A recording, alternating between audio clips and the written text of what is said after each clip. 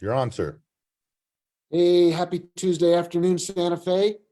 Mayor Alan Weber here from the mayor's office on a beautiful Tuesday afternoon. I have a quick window of opportunity to be with you, so I'm going to try to use it to the max. First, we continue to be mindful of COVID. Over the weekend, there were 32 cases. That's about 10 a day. So we're not out of the woods again. We keep saying it. We've got to be mindful of masks and distancing and hand sanitizing, and most important, getting vaccinated. But we are really making progress. I heard today that the entire state of New Mexico has about hit the 70% mark for first vaccinations. That's remarkable. It's excellent, but it's not where we need to be. So if you know someone who needs to be vaccinated, encourage them to get vaccinated. It is available all over New Mexico. I was on the weekend. I spent some time over at the Southside Library with a fantastic vaccination program. DOH was there, Chainbreakers was there with a bicycle raffle. We had free ice cream, and there was a line around the block, around the buildings. So we're getting people vaccinated. We got to stay with it because there's the other good news. The city is reopening all over town. I had a meeting with two of our downtown hotel folks. They are seeing large numbers of tourists come to Santa Fe because people who are vaccinated and who are safe are wanting to get back out. They want to come to Santa Fe. They want to eat in our restaurants, and they want to go to our shows and go to Meow Wolf. They want the movies to open, bowling alley to be a place where you can have some fun, parks to go out and play in. So we are experiencing a reopening.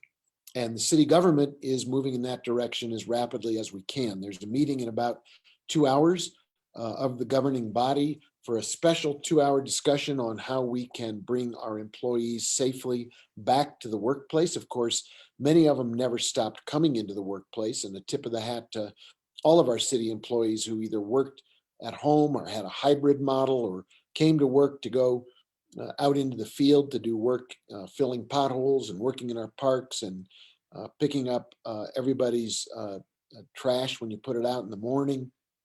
We've had people working consistently for a year and a half during COVID at a remarkable level of efficiency. But now with the level of vaccination we're seeing, we're reopening city buildings that had been closed, and we're working on how to do that. So that meeting will take place in about 2 hours to discuss it. When to wear masks, when not to wear masks, how to keep safe as we bring people back to work.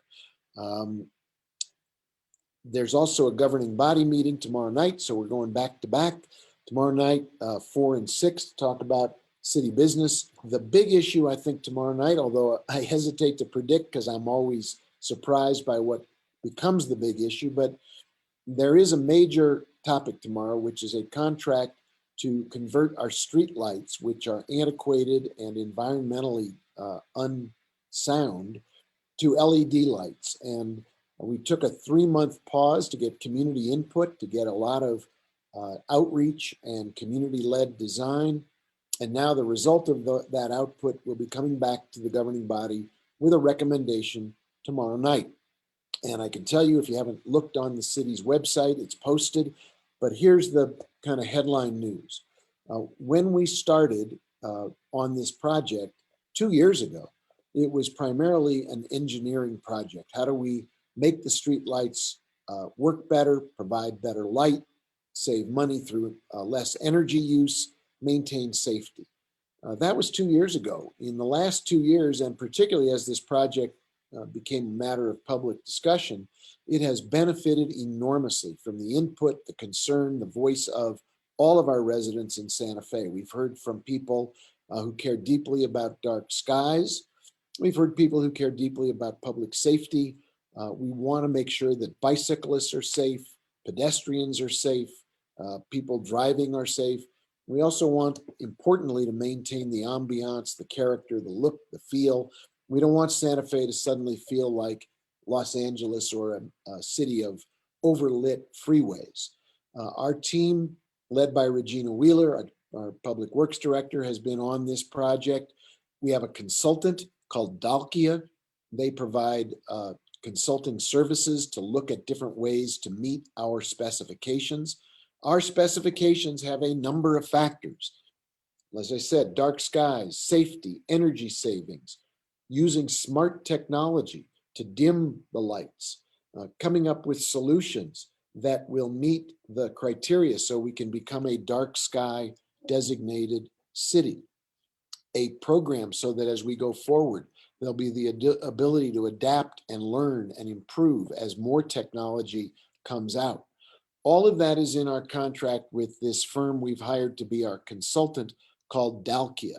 They have on staff a deep bench of project engineers, lighting specialists, people with experience in looking at a city's lighting patterns and coming up with a way to make them even, able to make some areas brighter where there's a lot of traffic, some areas darker where there are neighborhoods that want to have darker skies.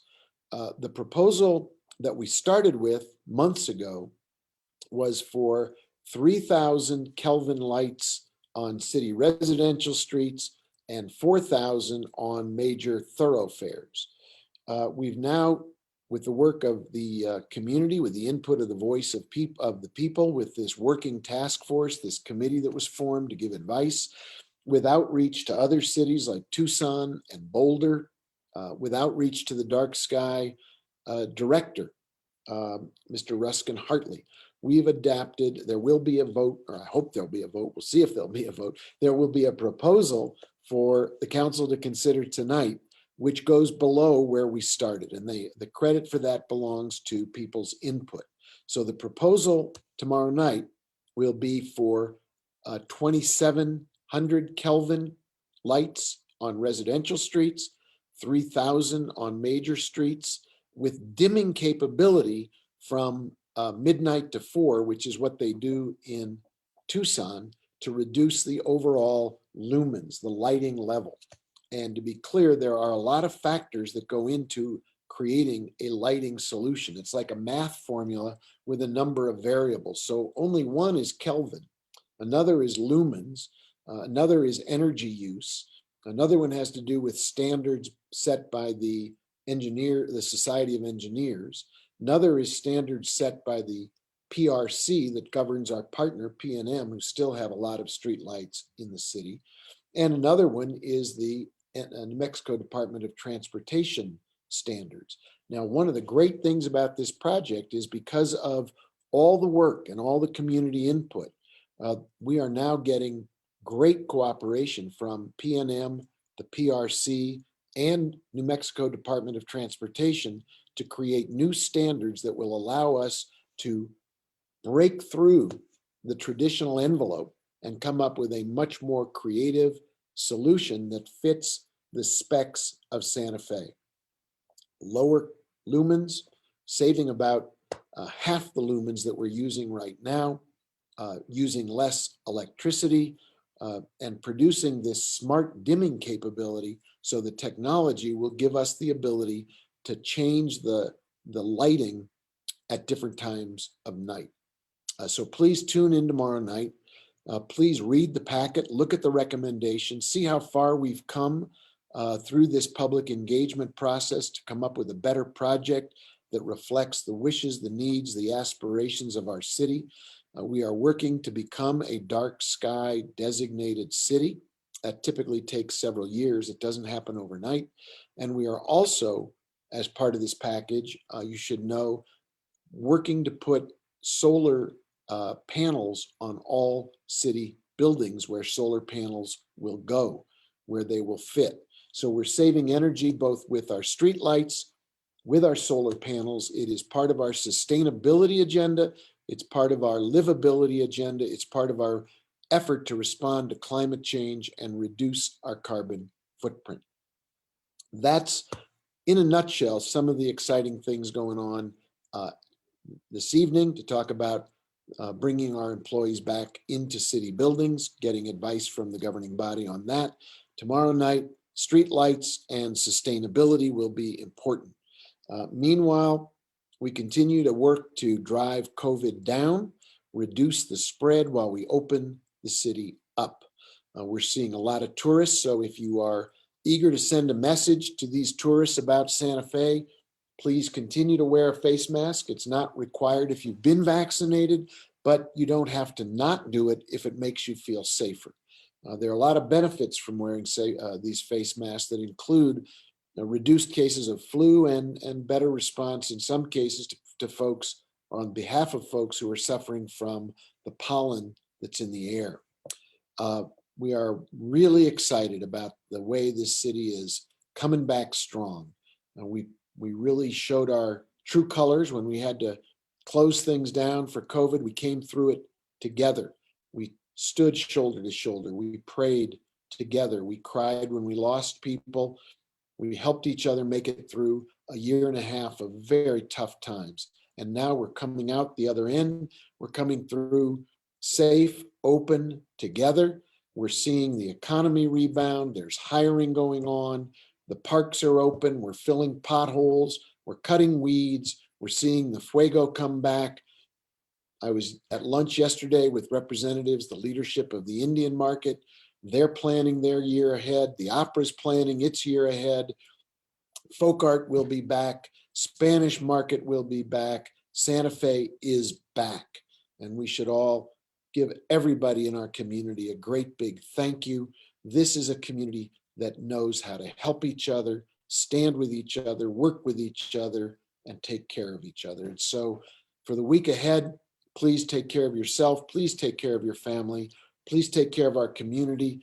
All together, we are taking care of the city we love, the city of Santa Fe. Thanks, everybody. I'll see you at tonight's governing body meeting, tomorrow night's governing body meeting.